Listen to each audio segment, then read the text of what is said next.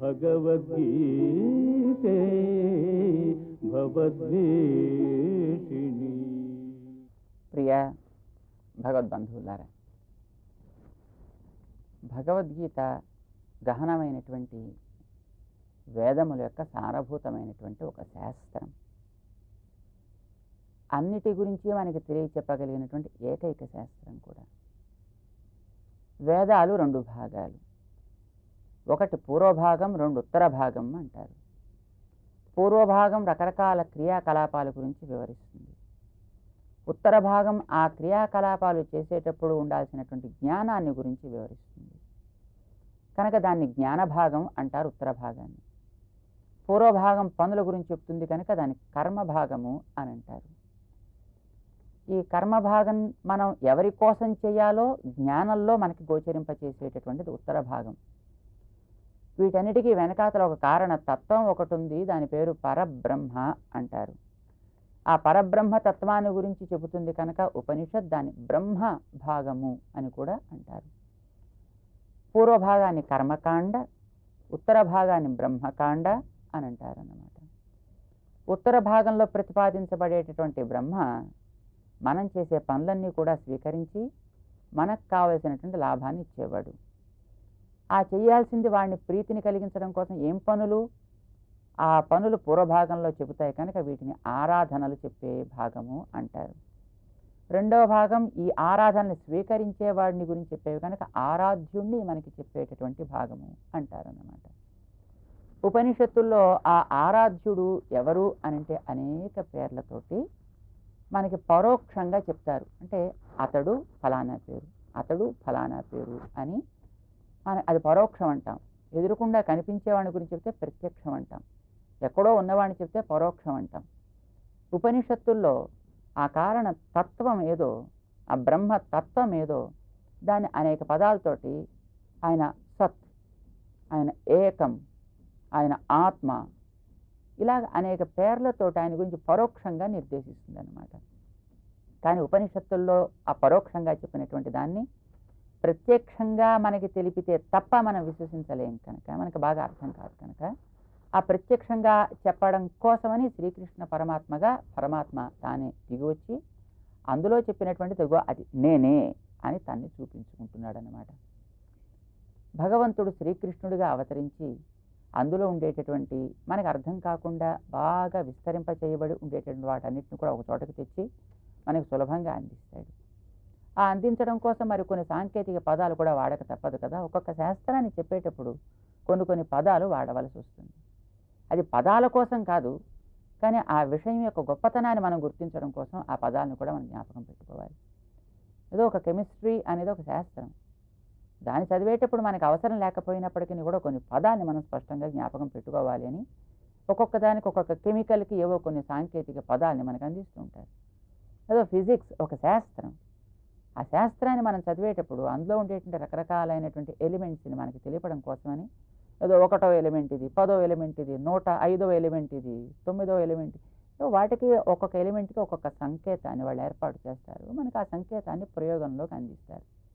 మనకు అవసరమైంది ఆ పదార్థమే, కానీ దాన్ని తెలుసుకోవడం కోసం ఈ సంకేతం కూడా మనకు అవసరం అన్నది. ఆ సంకేతం మనకు కొన్ని రహస్యాలు చెప్తుంది. అందులో ఏ ప్రాపర్టీస్ ఉన్నాయి, ఎలా ఉన్నాయి అనే విషయాన్ని మనకు స్పష్టం చేత సంకేత పదాలుగా అందించినటువంటి ఆ శాస్త్రీయమైనటువంటి ఆ వాంగ్మయం ఏదో ఒక్కొక్క రహస్యాన్ని అందించడం కోసం మనకు అందించబడ్డదే తప్ప ఏదో కేవలం తమాషాకి పెట్టింది కాదు. భగవద్గీత వేదాంత శాస్త్రం.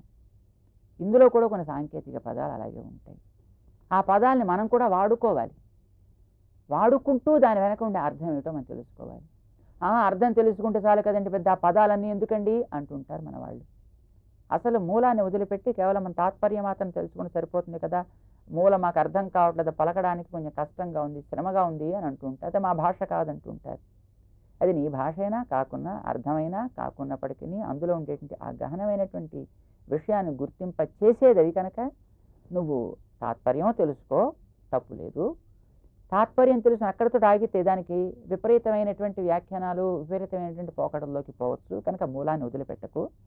మూలాన్ని వదలని వ్యాఖ్య ద్వారా తెలిసేటటువంటి ఆ మూలం, ఈ రెంటికి ఉండే సంబంధాన్ని తెలిసి ఇది అది రెండు కూడా నువ్వు వ్యవహారంలోకి స్వీకరించి జాగ్రత్తగా ప్రవర్తించాలి అని మన వాళ్ళు చెప్తుంటారు. అందుకే మన చిన్నపిల్లలకి స్కూల్ పుస్తకాల్లో అందించేటప్పుడు ఒక్కొక్క రసాయన పదార్థాన్ని చెబుతూ దాని వెనకాతల ఇది హైడ్రోక్లోరిక్ యాసిడ్ చాలు చెప్పేస్తాను, పక్కన HCl ఎందుకు మళ్ళీ ఒక సంకేతం అంటే ఇది కూడా ఇస్తుంటారన్నమాట. ఇవి రెండు కూడా మనకి అవసరం అన్నమాట. అలాగే వేదాంత శాస్త్రంలో కూడా కొన్ని పదాలని మనకి చెప్పాలి అని శ్రీకృష్ణ పరమాత్మ గతాసువులు అగతాసువులు అనేటటువంటి రెండు పదాల చేత ఇటు ప్రపంచాన్ని ఈ రూపంలో మనకి కనిపింపచేస్తూ దాని ఉనికికి తాను కారణమై తన ఉనికికి అది కారణం కాకుండా ఉండేటువంటి వెనకాతుండే ఆత్మల్ని అగతాసువులు అనే పేర్లతోటి వ్యవహరించాడు. ప్రపంచం అంతా అలా సామాన్యంగా చెప్పేస్తే మనకి అది ఉంటే చాలా పెద్దది కనుక అంత బాగా అర్థం కాదని ఆ ప్రపంచంలో ఉండే 5 భూతాలతోటి కూడా తయారైనటువంటి ఒక చిన్న మోడల్ మానవ శరీరం కనుక దాని దగ్గరికి తీసుకొచ్చి అక్కడ ఆపాడు, పర్యవసింప చేశాడు అన్నమాట. ఇప్పుడు అర్జునుడికి కూడా శోకం కలిగింది, ఆ శరీరాలు ఏవో పోతాయనే కదా, అవి నుంచితే మాత్రం ఉంటాయా, అవి ఎలాగో ఉండవు అని చెప్పాలి. వాటికి ప్రాణాల ఆధారం కాదు అని కూడా చెప్పాలి. ప్రాణాల ఆధారం ఆత్మకి అని చెప్పాలన్నమాట. ఇది కొంచెం స్పష్టం చేయడం కోసం కొంచెం క్లిష్టమైనటువంటి పదాలు రెండు తీసుకొని వాటిని గతాసు అగతాసు అనేటువంటి పేర్లతోటి తాను వివరించి ఇక పైన శాస్త్రోపదేశం ప్రారంభించాడు. ఎందుకు ఏడవ తగదు, ఇది అర్జునుడికి పట్టుకుని సందేహం. కృష్ణుడు అంటాడు, నువ్వు వాటిని ఆపగలవా, వస్తువుల్ని రూపు మారకుండా నువ్వు చేయగలవా, గాలిని ప్రసరించకుండా ఆపగలమా, నీటిని ప్రవహించకుండా మనం ఆపగలమా, నీటిని ప్రవహించనివ్వకుండా ఆపేస్తే స్టాగ్నేటెడ్ వాటర్ కుళ్ళిపోతుంది, మురిగిపోతుంది, ఆ వాటర్ దేనికి పనికిరాదు. గాలిని ప్రసరించకుండా ఆపేస్తే అది మనకి ప్రాణాన్ని ఇవ్వడానికి బదులు ప్రాణాన్ని తీసేస్తుంది. అది దీనికి ప్రవహించడం స్వభావం, దీనికి ప్రసరించడం స్వభావం. నిప్పుకి ఇలా పైకి మండడం స్వభావం. మండనివ్వనండి మూసేస్తాను అలాగా, నిప్పు నువ్వు ఆర్పేసుకుంటున్నావు అని అర్థం. అప్పుడు దాన్ని మరో రూపంలోకి మార్చేస్తున్నావు అని అర్థం. ఈ తమాషా, దాని అలా ఉంచటం లేదు, నువ్వు దాని రూపాన్ని మరొక దాంట్లో కన్వర్ట్ చేస్తున్నావు అన్నమాట. ఇప్పుడు మన వాళ్ళు విజ్ఞాన శాస్త్రం చెబుతుంటారే, ఇందులో ఎందుకండి ఇన్ని ఎలక్ట్రాన్స్ ఉండాలి, ఇందులో ఎందుకు ఇన్ని ప్రోటాన్స్ ఉండాలి, నేను కొన్ని ప్రోటాన్స్ని బయటికి లాగేస్తా, కొన్ని ఎలక్ట్రాన్స్ని బయటికి తీసేస్తాను. తీ, కానీ ఎప్పుడైతే అందులోంచి బయటికి తీస్తావో దాని పేరు మార్చేసావు, దాని ఆకారం మార్చేసావు. అవి లేకుండా నువ్వు చేయలే. ఇందులోంచి వచ్చినది మరొక చోట ఎక్కడికి వెళ్ళి మరొక దాంతో దేంతోనూ చేరుతుంది. అప్పుడు దీని పేరు మారుతుంది. ఇప్పుడు ఈవేళ ఒకదాన్ని నువ్వు ఏదో ఇనుము అని పేరు అన్నావు, అందులోంచి ఏవో కొన్ని మార్చడానికి మరొక పేరు పెట్టావు. ఈవేళ నువ్వు దాన్ని ఏ మూల పదార్థంగా ఉండేటప్పుడు అంటే కొన్ని ప్రాపర్టీస్ తోడు కూడుకున్నప్పుడు ఒక పేరు పెడుతున్నావు, ఆ ప్రాపర్టీస్ మారుతున్న కొద్దీ పేర్లు మారుతున్నాయి. పేర్లు మారితే విలువ మారుతుంది, విలువ మారితే ఆకృతి మారుతుంది. ఇవన్నీ మార్పు చెందుతున్నాయి. అసలు వస్తువు ఎక్కడికి పోవటం లేదు, అది ఎప్పుడు అంతే అలాగే ఉంటుంది. కూడికలు తీసివేతలు ఇవి మాత్రం మారుతుంటాయి. ఈ విషయం మనకి స్పష్టం కావాలి అని ఆ పేర్లు శ్రీకృష్ణుడు వాడాడు. ఎలాగో నువ్వు ఆపలేవు, ఇంకెందుకై ఏడవడం అని చెప్పి ఇప్పుడు ఆ ఒక్కొక్క దాని గురించి స్పష్టం చేయడం. గతాసువులు ఏమేమిటి, అగతాసువులైనటువంటి ఆత్మలు ఏమేమిటి, ఎలా ఉంటాయి, ఇవి చెప్పాలి కదా. మరి ఊరికే చెప్పేసి ఊరుకుంటే లాభం ఏమిటి కనుక వాటిని వివరించాలి కనుక ఇప్పుడు దాన్ని ప్రపంచించడం ప్రారంభించాడు. మొట్టమొదట ఆత్మ విజ్ఞానాన్ని గురించి దాన్ని చెప్పదలుచుకున్నాడు కనుక ఆత్మల యొక్క స్వరూపాన్ని స్పష్టం చేస్తాడు. ఆత్మలు సామాన్యంగా విడదీస్తే రెండు రకాలు. ఒకటి పరమాత్మ, రెండు జీవాత్మ. పరమాత్మ ఒక్కటి, జీవాత్మలు అనేకము ఉన్నాయి. పరమాత్మ అనేది స్వరూపం చేత అంతా వ్యాపించి ఉంటుంది, స్వభావంతో అన్నిటినీ గుర్తిస్తుంది. మరి జీవాత్మ స్వభావం చాలా గొప్పది, కానీ స్వరూపం చాలా సూక్ష్మతరమైనది. దీన్ని అణువు అనే పదంతో వ్యవహరిస్తారు. మామూలుగా మనం ఫిజిక్స్లో చదువుకునేటువంటి అణువు కాదు.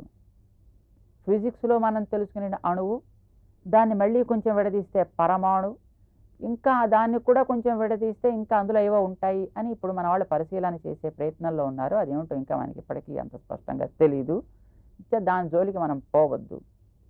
కానీ మనకి శాస్త్రంలో అణువు అనేటువంటి పదానికి ఏదైతే ఉన్నవాటన్నిటికంటే కూడా అతి సూక్ష్మమో, ఏది ఇక మరిపై విడదీయడానికి వీలు కానిదై ఉంటుందో అలాంటి అతి సూక్ష్మతరమైనటువంటి ఆ భాగాన్ని అణు అనే పేరుతో వ్యవహరిస్తాం అని అంటారు.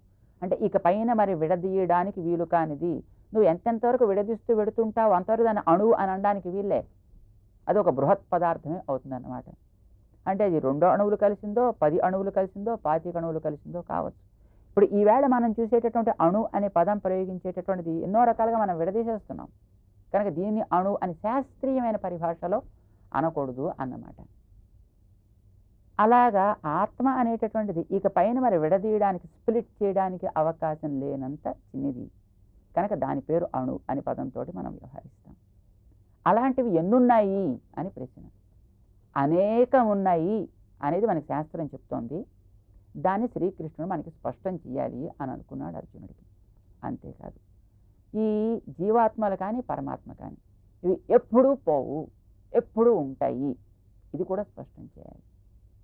మొట్టమొదటి ఆత్మస్వరూప విజ్ఞానం అర్జునుడికి కలిగించాలి అనేటటువంటి భావం చేత శ్రీకృష్ణుడు శాస్త్రారంభాన్ని చేస్తున్నాడు. భగవద్గీతలో 12వ శ్లోకం 2వ అధ్యాయంలో నత్వేవాహం జాతునాసం నత్వం నేమే జనాధిపాః నచైవ న భవిష్యామః సర్వే వయమతః పరం. నత్వేవాహం జాతునాసం, మొట్టమొదటి తన దగ్గర నుంచే ప్రారంభించాడు దృష్టాంతాన్ని. ఆత్మలు కదా, కనిపించనివి కదా, కనుక మొట్టమొదట తన దగ్గర నుంచి తాను చెప్పుకుంటున్నాడు. ఇందాక కనిపించే వాటిని గురించి చెప్పేటప్పుడైనా ప్రపంచం మనకు కనిపిస్తోంది కనుక ఆ ప్రపంచాన్ని దృష్టాంతంగా పెట్టి అలాంటిదే నీ శరీరం కూడా అని ఇక్కడ తీసుకొచ్చి పర్యవసింపచేశాడు.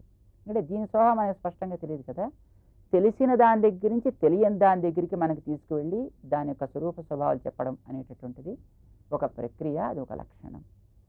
కనుక అచేతనాల గురించి చెప్పేటప్పుడు ప్రపంచాన్ని దగ్గర నుంచి శరీరం దగ్గర పర్యవసింపచేసినట్టే ఇప్పుడు చేతనాల గురించి చెప్పేటప్పుడు పరమచేతనమైన తన దగ్గర నుంచి ప్రారంభించి ఎదురుకుండా చూపించేటటువంటి ఈ వస్తువుల లోపల ఉండేటటువంటి జీవాత్మల దగ్గరికి పర్యవసింప చేయాలి. అందుకోసం అటువంటి తన దగ్గర నుంచే ప్రారంభించాడు ఆయన. ఇది ఒక ఉపనిషత్ ప్రక్రియ అన్నమాట. నత్వేవాహం జాతు నాసం, అహం నాసం ఇతినా, నేను గతంలో లేను అనేటటువంటి మాట లేదు, నేను ఎప్పటి నుంచో ఉన్నాను.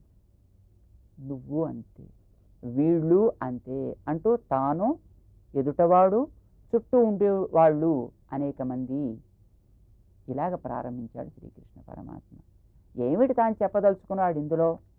ఆత్మ యొక్క నిత్యత్వం ఎట్లా అనేటటువంటి దాన్ని తెలుసుకునే ప్రయత్నం మనం కూడా చేద్దాం. జై శ్రీమన్నారాయణ.